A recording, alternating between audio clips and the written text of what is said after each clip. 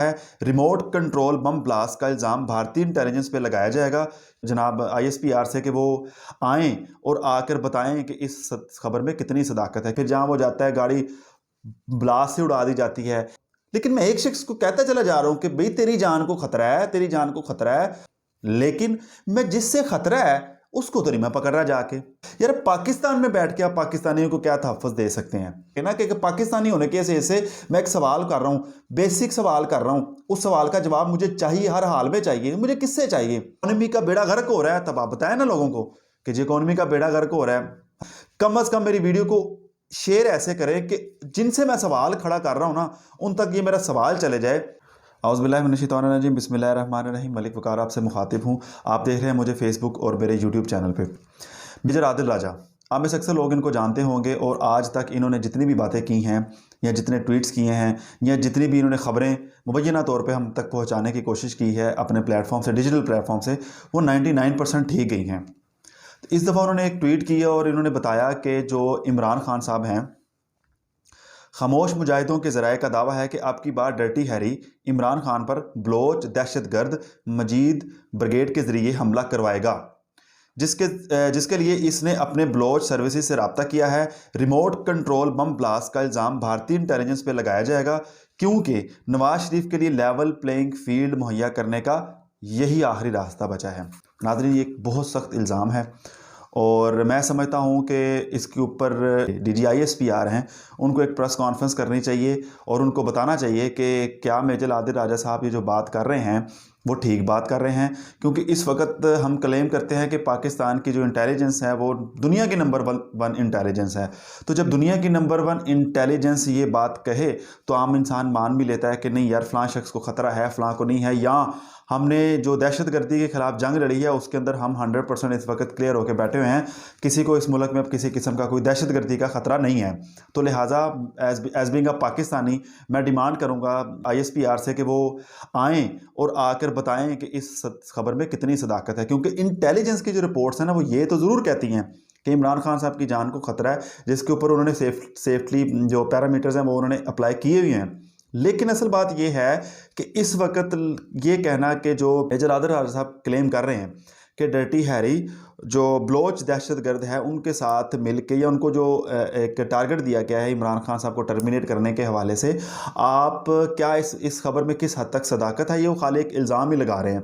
क्योंकि मैं आपको एक छोटी सी चीज़ समझाता चलूँ नाजरीन के पिछले 7 माह से जो चीज़ें अब तक चलती आ रही हैं, हम अगर देखें तो हम हॉलीवुड्स की मूवीज़ देखते हैं ना, तो उन मूवीज़ के अंदर एक चीज़ ये देखी जाती है कि कोई शख्स अपनी अना के लिए अपनी अना को आगे रख के हर चीज़ को बालाए ताक रख के वो किसी शख्स के साथ जब दुश्मनी करने पे आता है ना, तो वो ये नहीं देखता कि इसका असर किस पर कितना पड़ेगा या इसका असर होगा या नहीं होगा। कि आदात आपको पसंद नहीं है, उसकी हरकत आपको पसंद नहीं है या उसकी शक्ल आपको पसंद नहीं है, तो आप उसको टर्मिनेट करने के 100 तरीके ढूंढते हैं। जब आपको वो 100 तरीके कंप्लीट नहीं कर पाते तो फिर आप क्या करते हैं, उसको मरवाने की कोशिश करते हैं। लोग जाते हैं, गुंडे जाते हैं, पहले उसको ज़दोकोप करते हैं, फिर उनको फ़ोन पे धमकाते हैं, फिर उनको लेटर भेजते हैं, फिर जहाँ वो जाता है गाड़ी ब्लास्ट से उड़ा दी जाती है। इस तरह के वाक़यात मूवीज़ में देखते थे आज तक।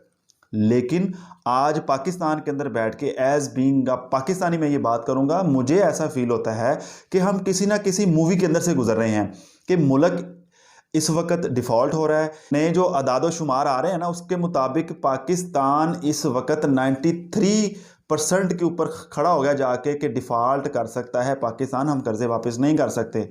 अदाद शुमार शेयर हो गए हैं, फैक्ट एंड फिगर्स। तो इसके बावजूद बजाय इसके कि हम पाकिस्तान की इकोनॉमी को संभालें, पाकिस्तान में बढ़ती हुई महंगाई को संभाल लें या इसके ऊपर बैठ के डिबेट कर लें, हम डिबेट क्या कर रहे हैं कि पाकिस्तान के अंदर जो एक आलमी सतह का लीडर है उसकी जान को ख़तरा है और हम उसको सिर्फ बता रहे हैं कि भाई आपकी जान को ख़तरा है, लेकिन उसको बचाने के लिए हम कोई इकदाम नहीं कर रहे हैं। यानी कि अगर हाँ हमें ये पता चल गया है, मैं इंटेलिजेंस में हूँ और मुझे ये पता चल गया है कि फ़लाँ शख्स को ख़तरा है, तो मुझे ये भी तो पता है ना कि इस शख्स से मुझे उस शख्स को ख़तरा है, मैं उसको पकड़ूंगा, मैं उसके खिलाफ कोई कानूनी एक्शन लूंगा। लेकिन मैं एक शख्स को कहता चला जा रहा हूं कि भाई तेरी जान को खतरा है, तेरी जान को खतरा है, और तेरी जान को खतरा सिर्फ इसलिए है कि तू निकला हुआ है आज़ादी मार्च लेके। पाकिस्तानियों को हकीकी आज़ादी दिलवाने के लिए तू निकला, इसलिए तेरी जान को खतरा है, तू घर बैठ जा। लेकिन मैं जिससे खतरा है उसको तो नहीं मैं पकड़ रहा जाके। मैं इंटेलिजेंस में बैठ के अगर मैं एक शख्स को ये बात कर सकता हूँ तो मैं उसको भी पकड़ सकता हूँ। तो हमें अपने गिरेबान में देखना चाहिए, हमें अपने आप का भी एहतसाब करना चाहिए। हम लोगों की बात करते हैं, हम दुश्मन मवाले की बात करते हैं कि वो हमसे इतना मजबूत है, कोई ये नहीं कर सकता, कोई वो नहीं कर सकता। यार पाकिस्तान में बैठ के आप पाकिस्तानियों को क्या तहफ़्फ़ुज़ दे सकते हैं? एक पाकिस्तानी ऐसा है जो आलमी सतह का लीडर है, आप उसको सिक्योरिटी प्रोवाइड नहीं कर सकते हैं। तो मैं जो पाकिस्तान का मालिक हूँ, आप मेरे लिए क्या करेंगे? मुझे तो सड़क पे कोई वैसे कुचल के चले जाएगा, मेरे लिए किसने आवाज़ उठानी है? एक यहाँ पे हमारे जो सहाफ़ी थे, माया नाज सहाफ़ी, उनको बाहर के मुल्क में कत्ल कर दिया जाता है। उनके लिए हर बंदे ने आवाज़ उठाई कि उनके साथ ज़्यादती हुई है, लेकिन इस वक्त वो आवाज़ मुझे उठती हुई नज़र नहीं आ रही कि उनके लिए लोगों ने आवाज़ें उठा दी, लोगों ने क्या कुछ नहीं किया। लेकिन मैं एक आम पाकिस्तानी हूँ, ना मैं सहाफ़ी ना मैं सियासतदान हूँ, मुझे चंद लोग जानते होंगे। अगर मेरे साथ कोई इस तरह का वाक़या पेश आएगा तो मुझे इंसाफ किसने दिलाना है? जब इतने बड़े लीडर के साथ इस किस्म की नाइंसाफ़ी होती तो मुझे किसने इंसाफ दिलवाना है? कम से कम मेरे सवाल का जवाब तो मुझे दे दिया जाए ना। और जो लोग मुझे देख रहे हैं, मैं उनसे ये रिक्वेस्ट करूंगा, आप मेरी वीडियो को लाइक ना करें, आप मेरे चैनल को सब्सक्राइब ना करें, लेकिन जो छोटे छोटे सवाल मैं खड़े करता हूँ ना, कम से कम इनको शेयर कर दिया करें कि कोई ऐसा शख्स, कोई ऐसा फर्द मेरी वीडियो देख ले जो उन मुक्तदर हलकों में बैठा हुआ हो और वो मेरे सवालों का जवाब तो कम से कम दे सके ना। कि पाकिस्तानी होने के वजह से मैं एक सवाल कर रहा हूँ, बेसिक सवाल कर रहा हूँ, उस सवाल का जवाब मुझे चाहिए, हर हाल में चाहिए। मुझे किससे चाहिए? लेकिन जो अफवाज पाकिस्तान है, ये वही अफवाज पाकिस्तान है जिनको देख के हमारे घर के बच्चे सल्यूट मारते हैं। अगर कोई सड़क पे फौजी जा रहा हो ना तो उसको सल्यूट मारते हैं। क्यों सल्यूट मारते हैं? क्योंकि उन बच्चों के दिल में भी एक मोहब्बत पैदा कर दी गई है कि ये आपके मुल्क के मुहाफिज हैं, आपकी माल जान के मुहाफिज हैं ये लोग। जब तक ये बॉर्डर पे बैठे हुए हैं, हम महफूज और चैन की नींद सोते हैं। तो कम अज कम एक शख्स को इस मुल्क में खतरा है और वो क्या डिमांड कर रहा है? कोई गलत डिमांड तो नहीं कर रहा, सिर्फ आप अपनी जाती अना के लिए आप उसको टर्मिनेट करने के हद तक जा रहे हैं। ये इल्ज़ाम है, ये इल्ज़ाम है। आप इल्ज़ाम को मुस्तरद कर दें। आप जैसे गवर्नमेंट गिरती आके बताते हैं जी पाकिस्तान बड़ा अच्छा फटाफट तरक्की करने लग गया जी, डॉलर का रेट देखें जी कितना बेहतर हो गया। इस आगडार को आपने फौरी तौर पे हीरो बना के पेश किया। जब वो इकोनॉमी का बेड़ा गर्क हो रहा है तब आप बताएं ना लोगों को कि जी इकोनॉमी का बेड़ा गर्क हो रहा है। तो मेरी हाथ बांध के आप लोगों से गुजारिश है, जो लोग मेरी वीडियो को देख रहे हैं, कम से कम मेरी वीडियो को शेयर ऐसे करें कि जिनसे मैं सवाल खड़ा कर रहा हूं ना, उन तक ये मेरा सवाल चले जाए, छोटा सा सवाल चला जाए कि एक शख्स आलमी सतह का लीडर है, उसकी जान को खतरा है और आपको पता है कि उसकी जान को खतरा, आप उसको बता भी रहे हैं।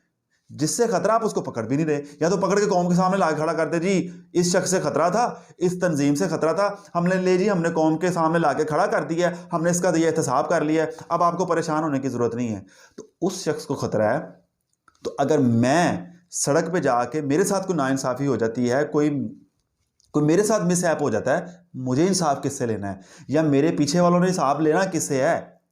हम आलमी सतह की इंटेलिजेंस हैं, न दुनिया की नंबर 1 इंटेलिजेंस हैं।